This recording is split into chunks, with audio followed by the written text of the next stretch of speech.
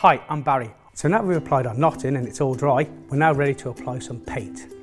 So the products that we've got here today, this is a Dulux Trade quick drying wood primer undercoat.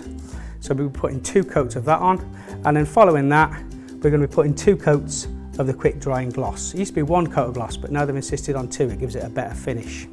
So just have a look at the instructions on the undercoat.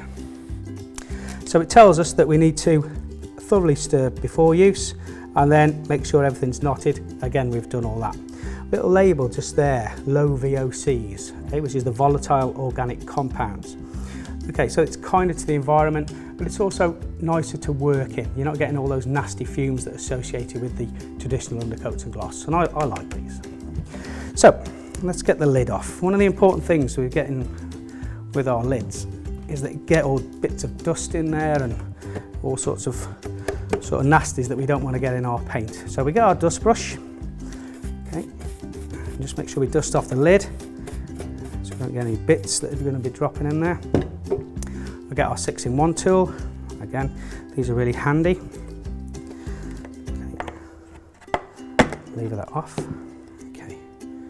Right, just take our Pro Guard off our Lucas Pro Tools brush. Okay, so we've got quite a bit of paint on there. So let's just give this a wipe off. Okay.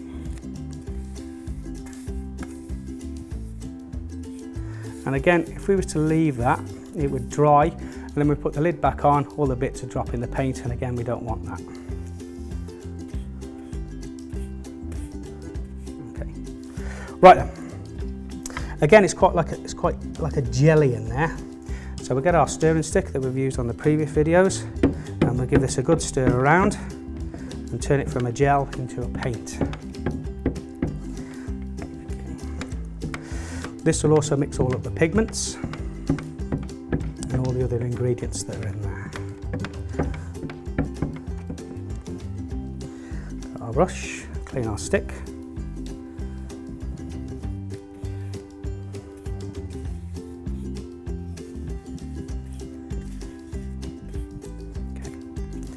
And then we don't want to be carrying this around our lounge or the customer's front room. So we're going to decant it into our kettle. We don't want to spill any paint all over the carpets. So again, easy way of decanting, just follow this method. Hold it with your left hand, okay, you brush with your right hand. And I'm going to tip to about half full in this kettle. Okay, ready? So again, see where my hands are? Just don't mess around, just tip it straight in. Okay, and then gently lift it up.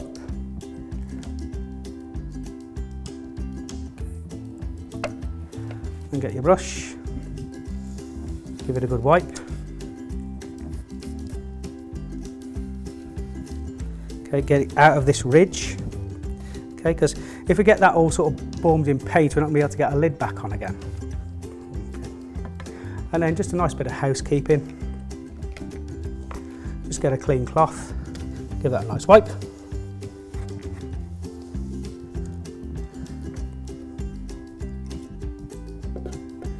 Put the lid back on.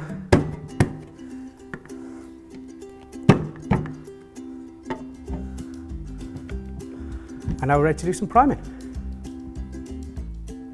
So now that we've prepared our paint, we just need to work our brush in before we carry out any painting. So just give it a good dab in there. Okay, again, this is just charging our brush to make sure we get some paint on there. So I usually do this twice, using one side of the kettle. Okay.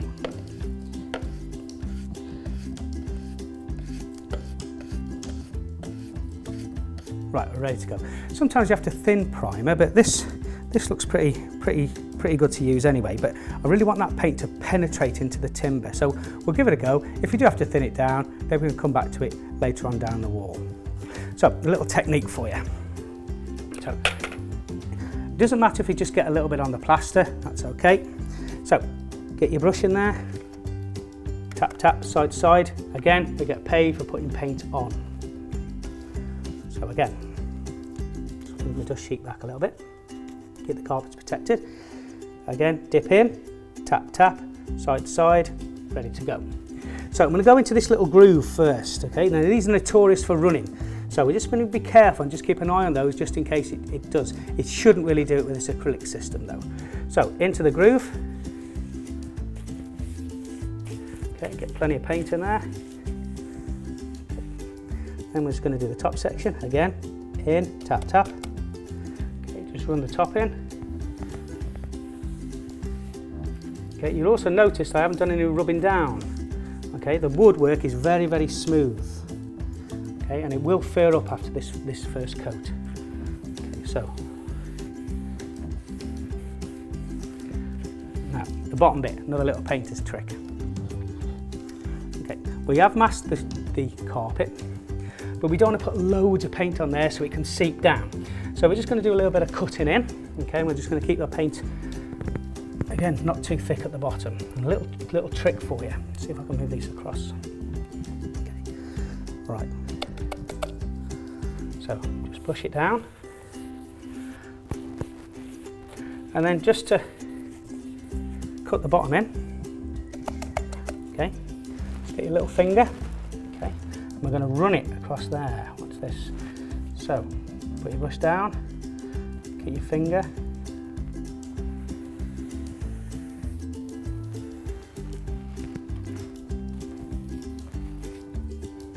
And then this part here.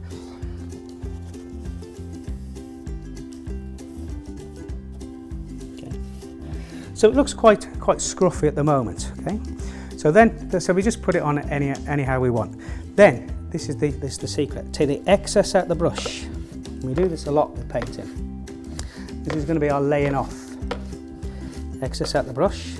Again, I'll normally put my dust sheets back just for demonstration purposes. I'll show you. So gently get your brush. You can see I'm putting hardly any pressure on this at all.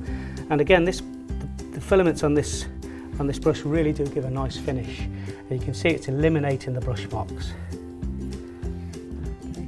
Nice and gentle. Okay. And again, we can do that one more time. Nice and gentle with our tips of our bristle. Beautiful. Okay, right, let's do one more.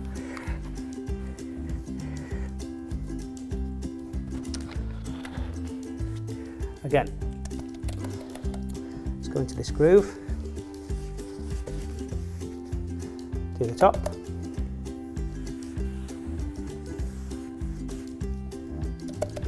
Then the flats. Okay. Then the bottom. Don't forget your little finger.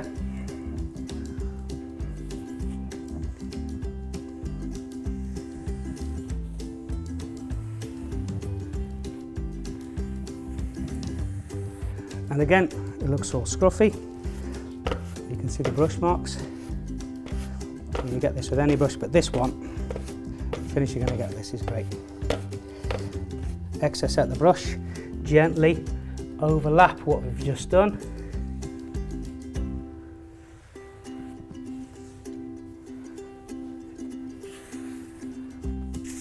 And again, just use the tips very, very gently.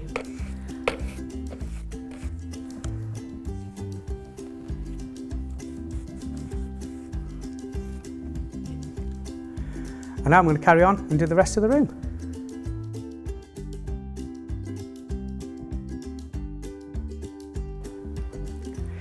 So that's all the woodwork primed. It's now time to wipe back all our materials back into the container, give our stuff a wash out, and then we're ready for the next section.